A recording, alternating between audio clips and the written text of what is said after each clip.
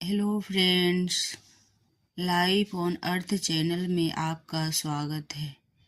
तो आज हम फिर से कुछ मुख्य तथ्य देखेंगे जो कि एग्ज़ाम के लिए बहुत ही महत्वपूर्ण है। इसको बिल्कुल स्किप नहीं किया जा सकता क्योंकि सभी इम्पोर्टेंट हैं।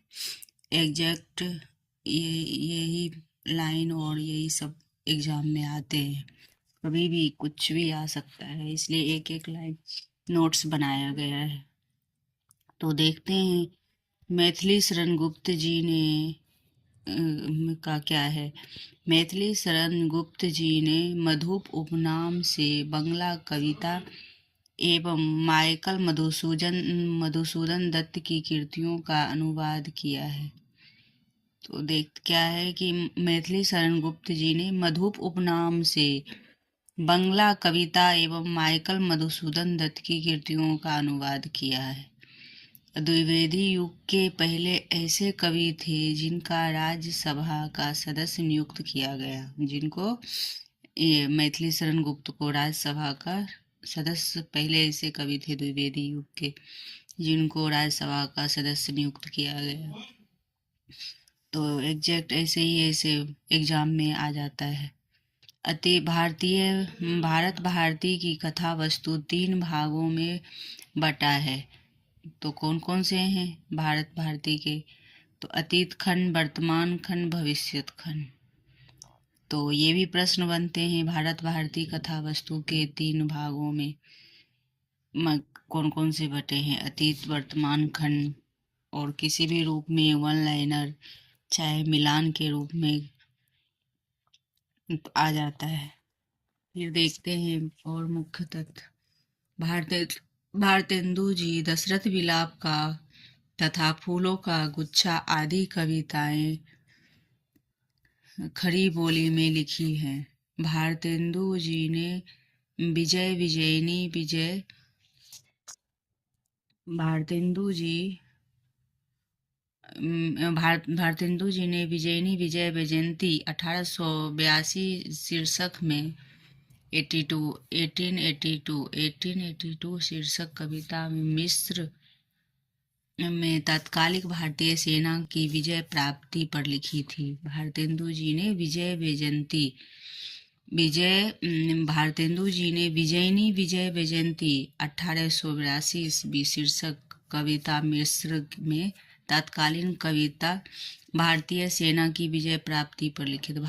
तो ये ऐसे याद रखना है कि सेना की विजय पर, भारतीय सेना की विजय पर मिस्र में, तो यह ध्यान में रखना है। कहाँ पर? मिस्र में तत्कालीन भारतीय सेना की विजय प्राप्ति पर विजयिनी विजय वैजयंती यह लिखा था 1882 में, 1882। और फिर दूसरा है नारद भक्ति सूत्र था सांडिल्य भक्ति सूत्र का अनुवाद भारतेंदु जी ने क्रमशः तदीय सर्वस्व 1874 ईस्वी तथा अति भक्ति सूत्र वैजयंती शीर्षक से किया है। तो नारद भक्ति सूत्र तथा सांडिल भक्ति सूत्र का अनुवाद भारतेंदु ने क्रमशः तदीय सर्वस्व 1874 तथा भक्ति सूत्र वैजयंती शीर्षक से किया है। तो इसको कैसे याद रखेंगे? नारद भक्ति सूत्र तथा सांडिल्य भक्ति सूत्र का अनुवाद है। भारतेंदु जी ने क्रमशः तदीय सर्वस्व 1874 में भक्ति सूत्र का वैजयंती शीर्षक में से किया है। और रिपुनाष्टक 1884 में। तो देखिए क्रम से है 82, 74, 84। तो ऐसे रखेंगे कि ये विजयिनी विजय वैजयंती 82 और 84 रिपुनाष्टक, और पहले ये नारद भक्ति सूत्र सांडिल्य भक्ति सूत्र ये हैं।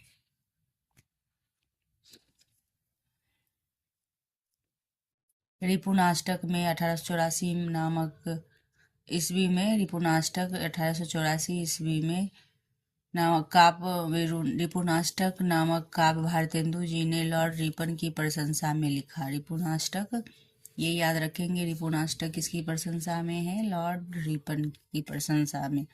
बंदर सभा उर्दू के इंदर सभा एक प्रकार का नाटक के अनुकरण पर से रचित है।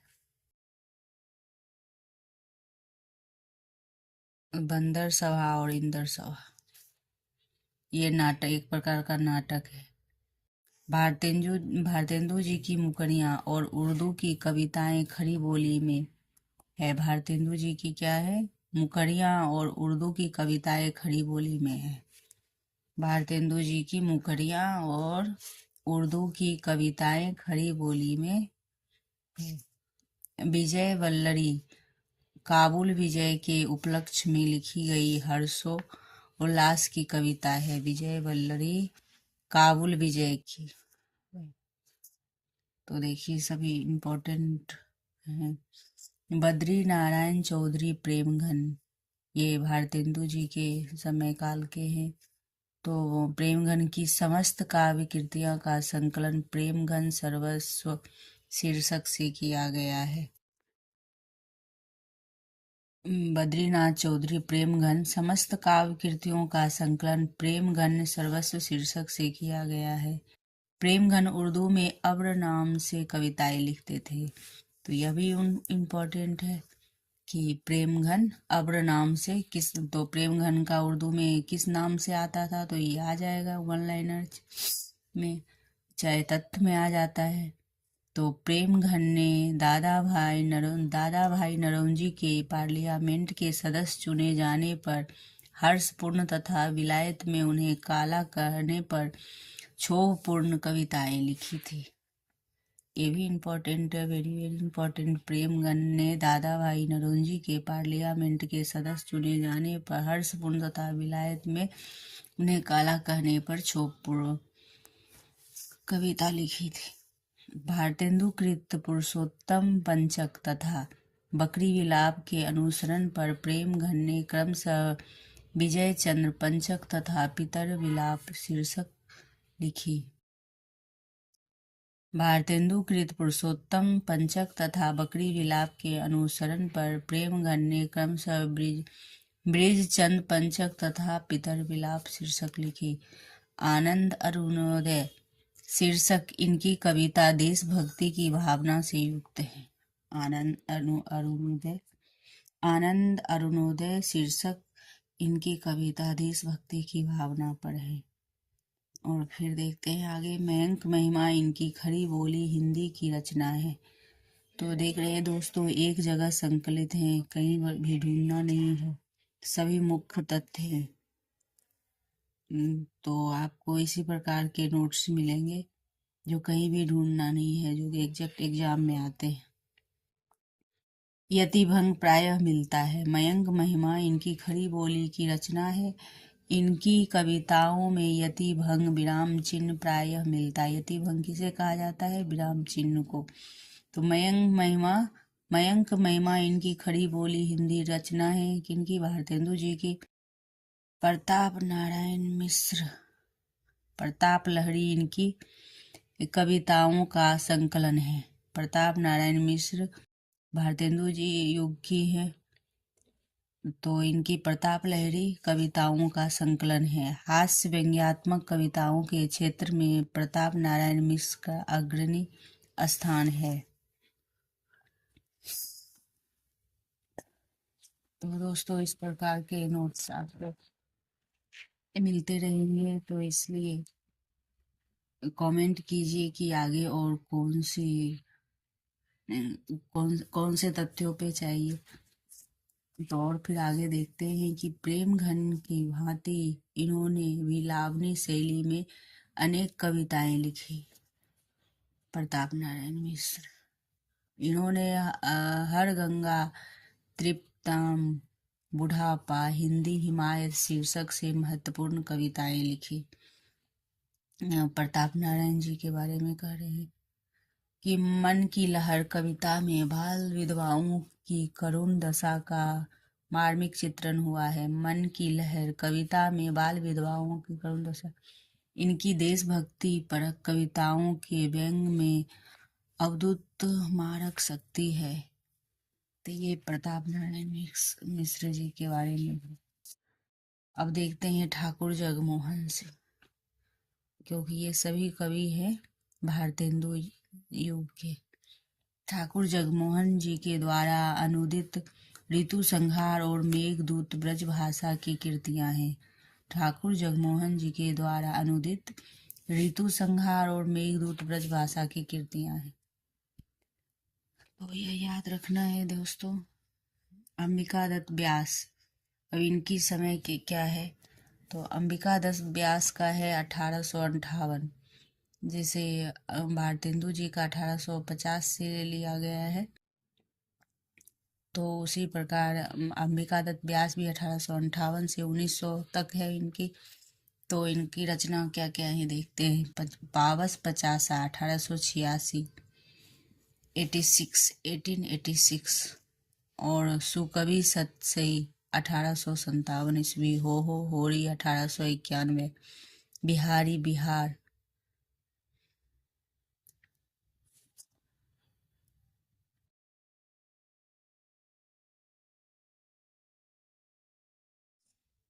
1898। तो इस प्रकार अंबिका दत्त व्यास जी की रचना है। और फिर राधा चरण गोस्वामी 1889, 1859 से 1925, नवभक्तमाल इनकी रचना है। इन्होंने रहीम की दोहों तथा कुंडलियां छंद की रचना की 1865 से 1907 तक। और राधा कृष्ण दास भारत बरहमासा, देश दशा, और ये समसामयिक भारत के विषय में इनकी प्रसिद्ध कविताएं हैं राधा गोस्वामी की। राधा गोस्वामी चरण गोस्वामी जी की रचना है भक्तमाल। राधा कृष्णदास भारत बारहमासा, देश दशा, समसामयिक भारत के विषय में इनकी प्रसिद्ध कविताएं हैं। खड़ी बोली में कंसबद्ध अपूर्ण शीर्षक प्रबंधक काव्य की रचना की गई है। तो यह तथ्य है कि खड़ी बोली में कंसबद्ध अपूर्ण शीर्षक प्रबंधन काव्य की रचना की गई है। इन्होंने फारसी में छंद दशरथ विलाप शीर्षक कविता खड़ी बोली में लिखी है। बिहारी बिहार नामक इनकी रचना में महाकवि बिहारी के दोहों का कुंडलियां छंद में भाव विस्तार किया गया है। तो फिर भारतेंदु जी द्वारा स्थापित कविता वर्धनी सभा में एक ये बोली गई है। सभा में पूरी अमी की कटोरिया से चिरजीवी रहे विक्टोरिया रानी, समस्या की पूर्ति करके अंबिका दत्त व्यास ने अपने काव्य लेखन की शुरुआत की। समस्या पूर्ति के फलस्वरूप इन्होंने सुकवि की उपाधि प्राप्त हुई। तो एक इस तरह से भारतेंदु जी द्वारा स्थापित कविता वर्धनी सभा में इस प्रकार से सभा में कविता बोली गई थी। पूरी अम्मी की कटोरिया सी चिरजीवी रहो विक्टोरिया रानी, समस्या पूर्ति करके अंबिका दत्त व्यास ने अपने काव्य लेखन की स्रोत की समस्या के फलस्वरूप इन्हों सुकवि की उपाधि प्राप्त हुई। तो उन्होंने भारत धर्म शीर्षक कविता में वर्ण आश्रम दृढ़तापूर्वक समर्थन किया है। तो ये दोस्तों अंबिका दत्त व्यास जी के बारे में है। वस्तुओं के आयात को भारत की आर्थिक बदहाली का मूल कारण बताया। तो भारतेंदु जी ने इस कविता में विदेशी वस्त्रों एवं अन्य वस्तुओं के आयात को भारत की आर्थिक बदहाली का मूल कारण बताया। तो दोस्तों इस प्रकार के मुख्य तथ्य हैं जो कि आपको कहीं भी ढूंढना नहीं पड़ेगा, एक ही जगह संकलित मिल रहा है। तो दोस्तों इसको ध्यान में रखना है। तो और देखते हैं आधुनिक काल से तात्पर्य। आधुनिक काल से तात्पर्य क्या होता है? आधुनिक काल के बारे में जानते हैं। हिंदी साहित्य में आधुनिक काल का नाम सर्वप्रथम शुक्ल जी द्वारा किया गया है। रेनेसा नवजागरण या पुनर्जागरण कहा जाता है। रेनेसा शब्द का प्रयोग सर्वप्रथम प्रसिद्ध फ्रांसीसी इतिहासकार मिसे मिसेसेट ने 19वीं सदी के पूर्वार्ध में किया है।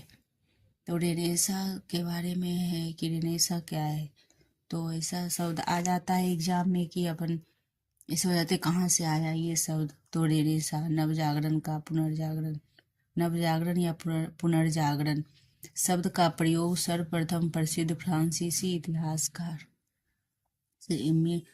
मिसेसेट ने 19वीं सदी के पूर्वार्ध में किया। डॉक्टर रामविलास शर्मा ने हिंदी नवजागरण को दो रूप में किया है, लोक जागरण और नव जागरण को दो रूप में किया है, लोक जागरण और नव जागरण। तो लोक जागरण में भक्ति आंदोलन हुआ और नव जागरण में हिंदी नव जागरण या आधुनिक काल। तो इस प्रकार है। तो डॉक्टर रामविलास शर्मा ने लोक जागरण तथा नव जागरण निम्नलिखित ढंग से अंतर व्यक्त किया है।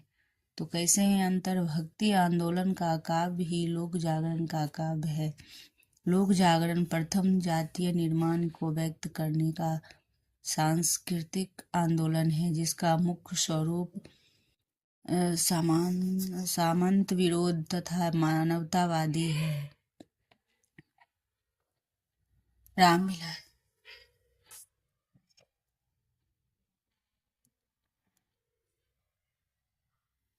1857 नवजागरण के स्वाधीनता संग्राम से आरंभ हुआ है। 1857 नवजागरण के स्वाधीनता संग्राम से आरंभ हुआ है। तो डॉक्टर मनेजर पांडे ने लिखा है कि रामविलास शर्मा हिंदी नवजागरण और उसके साहित्य की विशेषताओं का सशक्त, स्वतंत्र और प्रामाणिक विवेचन करने वाले व्यक्ति हैं। डॉक्टर मनेजर पांडे ने लिखा है, रामविलास शर्मा नव जागरण और उनके साहित्य विशेषताओं का सशक्त, स्वतंत्र और प्रामाणिक विवेचन करने वाले व्यक्ति हैं। डॉक्टर राम स्वरूप चतुर्वेदी ने लिखा है कि पुनर्जागरण दो जातीय संस्कृतियों की टकराहट से उत्पन्न रचनात्मक ऊर्जा है। हिंदी में आधुनिकता और पुनर्जागरण के प्रवर्तक और पितामह भारतेंदु हरिश्चंद्र को माना जाता है। हिंदी में आधुनिकता और पुनर्जागरण के प्रवर्तक पितामह भारतेंदु हरिश्चंद्र को माना जाता है। भारतेंदु हरिश्चंद्र जी ने में रसा उपनाम से शायरी लिखते थे। भारतेंदु हरिश्चंद्र ने रसा नाम उपनाम से शायरी लिखते थे।